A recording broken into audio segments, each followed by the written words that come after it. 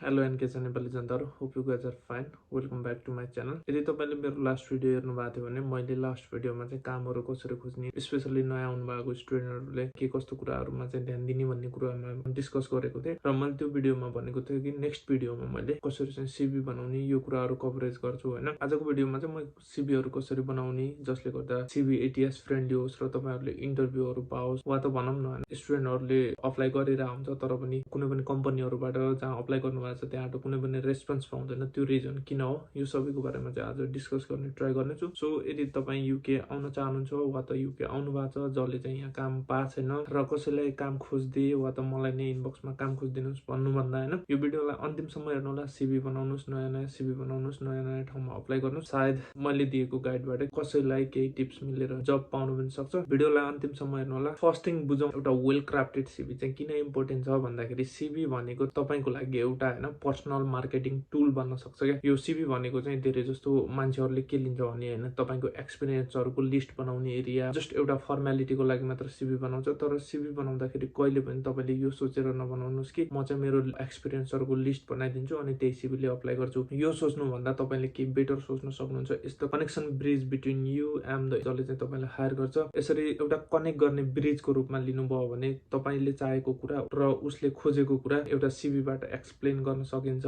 So जसले चाहिँ तपाईलाई हायर गर्छ उले चाहिँ थाउजन्ड्स अफ बेस्ट सिभीबाट एउटा इम्प्लोयरलाई हायर गर्छ, एउटा कामदारलाई चाहिँ हायर गर्ने हो क्या। त्यही भएर तपाईले त्यो 1000 सिभीहरु मध्ये सबैभन्दा बेटर सिभी कसरी बनाउने भन्ने बारेमा चाहिँ सोच्नु पर्छ। र सिभी बनाउँदाखेरि चाहिँ के कुरामा ध्यान दिनु होला भने एउटा फर्म्याटिङ हैन सिभीको फर्म्याट अब कन्ट्री वाइज पनि अब डिफरेन्ट हुन्छ भन्छ हैन। त्यो सिभीको फर्म्याट त्यसपछि सिभीमा इन्क्लुड हुने किवर्डहरु त्यो भइसकेपछि सिभीले चाहिँ तपाईलाई के इम्प्याक्ट पार्छ यो सबै कुराहरु सोचेर चाहिँ एउटा वेल क्राफ्टेड सिभी बनाउनु होला। त्यसपछि अब आउनुस् फर्म्याट अफ द सिभी को कुरा गर्नुपर्दा CV clean readable and well organise CV हुनुपर्छ हैन। त्यसको एम चाहिँ सकेसम्म 1 पेज वा त 2 पेज त्यो भन्दा धेरै पेज चाहिँ नबनाउनु होला। त्यसको लागि चाहिँ तपाईले मार्जिन र फन्ट साइजहरु एडजस्ट गर्न सक्नुहुन्छ। अर्को सिभीमा इन्क्लुड हुनुपर्ने कुरा भनेको एसेन्शियल कन्ट्याक्टहरु नाम के हो हैन, फोन नम्बरहरु भयो अनि प्रोफेसनल लाइक तपाईले कुन चाहिँ इमेल युज गर्नुहुन्छ इमेल एड्रेसहरु, त्यसपछि यदि तपाई लिंक्डइन को प्रोफाइल छ भने त्यो लिंक्डइन को प्रोफाइल यस्तै कुराहरु तपाईको इन्फर्मेसन के कुराहरुमा छ त्यो कुरा चाहिँ सकेसम्म टप अफ द राइटमा इन्क्लुड गर्नु होला हैन। त्यसपछि one of the important part भनेको कीवर्ड एन्ड एटीएस अप्टिमाइजेसन भनेको तपाईले त्यो आफ्नो सिभीमा के कीवर्डहरु राख्ने र एटीएस फ्रेन्डली सिभी चाहिँ कसरी बनाउने। अहिले चाहिँ तपाईहरुले धेरै सुन्नुहुन्छ होला ATS friendly CV. ATS friendly CV भनेको के हो भन्दा चाहिँ यो चाहिँ धेरै जस्तो कम्पनीहरुले तपाईको सिभीहरु फिल्टर आउट गर्नको लागि गर्छ। यदि तपाई अनलाइन जबहरु अप्लाई गर्दै हुनुहुन्छ भने तपाईको सिभी चाहिँ 80% एटीएस फ्रेन्डली हुनुपर्छ। त्यो पछि मात्र तपाईको सिभीहरु पास हुने चान्सेस हुन्छ। एटीएस फ्रेन्डलीको के एक्जाम्पल वा त कीवर्डको के एक्जाम्पल दिनुपर्दा सबैभन्दा पहिला म चाहिँ फास्ट फुड कम्पनीहरुको एक्जाम्पल दिन्छु हैन। लाइक तपाईले म्याकडीमा अप्लाई गर्दै हुनुहुन्छ, केएफसी अब डोमिनोज यताउता सबै फास्ट फुड कम्पनीहरुमा अप्लाई गर्नुपर्दा चाहिँ यिनीहरु कम्पनीहरुले पनि एटीएस फ्रेन्डली सिभी नै खोज्छ हैन। यो सबै कम्पनीहरुले एटीएस युज गर्छ तपाईको सिभीहरुलाई फिल्टर आउट गर्नलाई। फास्ट फुड कम्पनीहरुको जब डिस्क्रिप्सनमा के कुराहरु इन्क्लुड हुन सक्छ भने तपाईको लाइक कस्टमर सर्भिसहरु भयो, टिमवर्क भयो, क्याश ह्यान्डलिङ भयो, फुड सेफ्टी भयो हैन। यो सबै कुराहरु चाहिँ लगभग सबै जस्तो फास्ट फुड कम्पनीहरुमा जता पनि तपाई अप्लाई गर्न चाहनुहुन्छ यो सबै कुराहरु चाहिँ फिट हुने कीवर्डहरु हुन्। किनकि कस्टमर सर्भिस तपाईले जुन एरिया जस्तो पनि फुड इन्डस्ट्रीमा गएर गर्नुपर्छ, टिमवर्क तपाईले 2-4 जना साथीहरुसँग नै टिममा काम गर्नुपर्ने हुन्छ र क्याश ह्यान्डलिङ भनेको अहिले सकेसम्म युकेहरुको धेरै ठाउँमा चाहिँ क्याश ह्यान्डलिङ हुँदैन। त्यसमा चाहिँ अब कार्ड पेमेन्ट हुन्छ, त्यो क्याश ह्यान्डलिङको ठाउँमा कार्ड पेमेन्ट पनि भन्न सक्नुहुन्छ। अर्को भनेको फुड सेफ्टी एकदमै इम्पोर्टेन्ट छ। यहाँ फुड सेफ्टी भएन भने तपाईको कम्पनीमाथि केस हाल्दिने र यहाँ मान्छेहरुलाई धेरै कुरामा एलर्जी हुने यो सबै कुरा भएकोले फुड सेफ्टी पनि एकदमै इम्पोर्टेन्ट छ। जस्ट फर एक्जाम्पलको रूपमा लिने हो भने तपाईहरुले यदि क्रू मेम्बरको लागि लमानम म्याकडीहरुमा भयो, केएफसी कुनै पनि ठाउँमा क्रू मेम्बरको लागि अप्लाई गर्दै हुनुहुन्छ भने तपाईको चाहिँ त्यहाँ कीवर्डहरुमा चाहिँ के कुरा चाहिँ लिस्टिङ हुनुपर्छ भने जस्तै लाइक एफिसिएन्ट सर्भिसहरु भयो हैन, हाई भोल्युम इन्भाइरोमेन्ट भयो भन्ना मतलब धेरै जस्तो कस्टमरहरु अब टेक अवेको लागि वा त त्यही खानको लागि अरु आइरा हुन्छन्। कहिलेकाहीँ रस टाइममा एकदमै धेरै मान्छेहरु आएको बेला मान्छेहरु आत्तिने हुन्छ हैन, त्यो बेला एकदमै कुल भएर बस्ने यो सबै कुरा कुराहरू सिभीमा इन्क्लुड हुनुपर्छ। अर्को भनेको प्रब्लम सल्भिङ कुरा, यो किवर्ड भनेको तपाईको एप्लिकेसनलाई हेल्पफुल हुने अरू किवर्ड हो। सो मेक स्योर यो सबै कुराहरू तपाईले आफ्नो सिभीमा रिफ्लेक्ट गर्नुहुन्छ हैन, एक्सपिरियन्स सेक्सनहरुमा। अब एक्जाम्पलको रूपमा लिने हो भने एक्जाम्पलमा worked as a restaurant taking अर्डरको ठाउँमा तपाईले यसलाई चाहिँ अलिकता कुन वेमा लेख्न सक्नुहुन्छ भने provided efficient service in a fast प्लेस environment managing up to 100 customer order per shift while maintaining at a high level of customer satisfaction, यो कुराहरू भन्न सक्नुहुन्छ। यसले चाहिँ तपाईले काम गरेको हैन र त्यसलाई चाहिँ तपाईले एज अ ड्युटी लगेको, कसरी तपाईले कस्टमरको सेटिस्फ्याक्सन बढाउनु भयो, यो सबै कुरालाई चाहिँ यसले हाइलाइट गरेको देखाउँछ। अर्को एक्जाम्पल दिन्छु। अब हामीले सिम्पली के मेन्सन गर्छौं भने worked with the team to prepare food. A fast food कम्पनीहरुमा चाहिँ अब यही त हो नि त, तपाईले टिमसँग काम गरेर खाना बनाउनु भयो, सिम्पल कुरा हैन।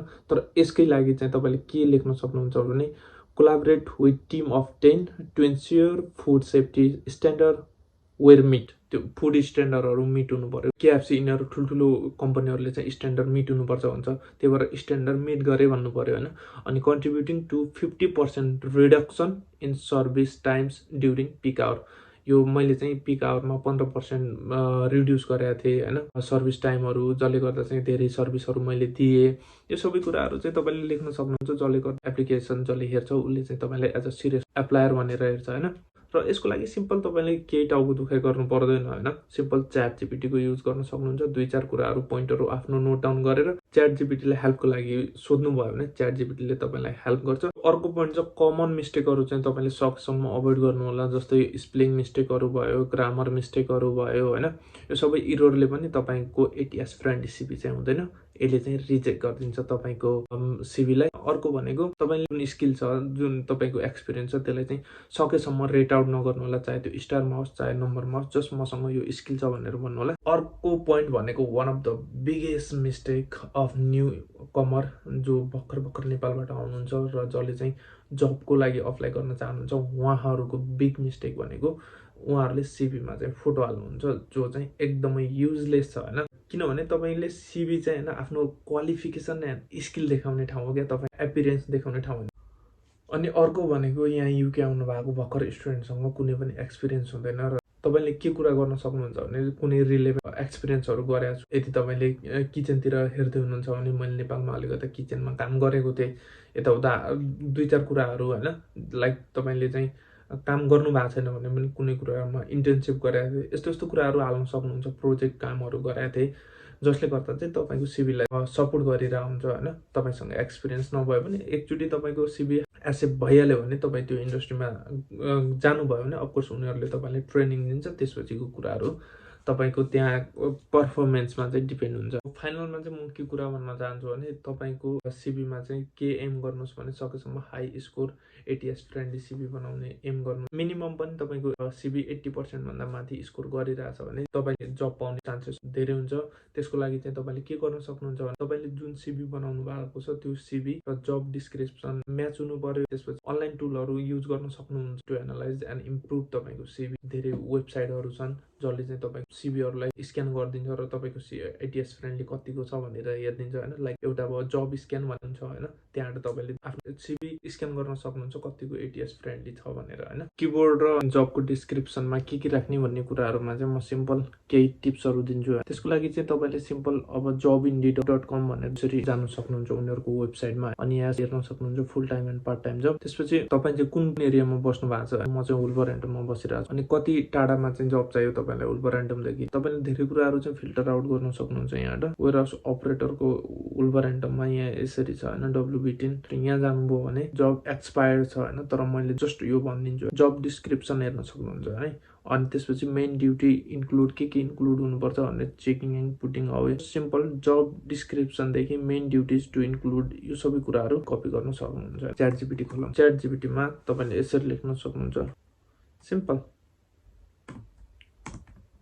यसरी हेर्न सक्नुहुन्छ। अब यसले मैले अघि भनेको जस्तै तपाईको नाम आयो, एड्रेस आयो हैन, अनि त्यसपछि नम्बर, लिंक्डइन, यो प्रोफाइल छ भने अप्सनल भयो हैन। त्यसपछि प्रोफेसनल समरीमा यो सबै कुराहरु उसले नै लेखिदिएको छ। तपाईले सिम्पल यसलाई कपी पेस्ट गर्न सक्नुहुन्छ। के स्किल तपाईसँग भएको भने store manage and inventory control, यो सबै कुराहरु यसले लेखिदिएको छ। त्यसपछि प्रोफेसनल एक्सपिरियन्स भनेको तपाईले यहाँदेखि यहाँ काम गर्नु भएको छ, त्यही कुराहरुलाई चाहिँ उले नोट डाउन गरेर भनिदिएको क्या। तपाईँले सिम्पल यो कुराहरूमा आफ्नै देशमा यतिकै गरेको थिएँ भनेर भन्न पनि सक्नुहुन्छ। एजुकेसन लेखेकै राम्रो, त्यसपछि सर्टिफिकेट छ भने लेख्नु होला। एडिसनल इन्फर्मेसन भनेको अभाइबिलिटी भयो होइन, पार्ट टाइम फुल टाइम, अनि कुन ल्याङ्ग्वेज, सबै कुराहरू चाहिँ मजाले लेख्न सक्नुहुन्छ। जस्ट मैले भन्न खोजेको भने तपाईँले जुन जबको लागि अप्लाई गर्दै हुनुहुन्छ त्यो जबको डिस्क्रिप्सनलाई कपी पेस्ट गरेर तपाईँले यहाँ अप्लाई गर्न सक्नुहुन्छ। सो गाइज मैले जसरी सिकाएको छु त्यो कुराहरूलाई मध्यनजर गर्दै तपाईँले एउटा मजाको सिभी बनाउन सक्नुहुन्छ र आफ्नो सिभी एटिएस फ्रेन्डली छ कि नै त्यो पनि चेक गर्न सक्नुहुन्छ। केही फर्मेटहरू चाहिँ मैले डिस्क्रिप्सनमा वा त कुनै लिङ्क राखिदिन्छु, तपाईँले त्यहाँ गएर चेकआउट गर्न सक्नुहुन्छ। This much on this video guys. If you are new here make sure you are subscribing my channel. र यस्तै यस्तै हेल्पफुल भिडियोको लागि साइडमा रहेको नोटिफिकेसन बेल आइकन पनि दबाउनु होला। See you on the next video. See you, tata, bye bye, take care, शुभ दिन, शुभ रहोस्। सो गाइज मैले जसरी सिकाएको छु त्यो कुराहरूलाई मध्यनजर गर्दै तपाईँले एउटा मजाको सिभी बनाउन सक्नुहुन्छ र आफ्नो सिभी एटिएस फ्रेन्डली छ कि नै त्यो पनि चेक गर्न सक्नुहुन्छ।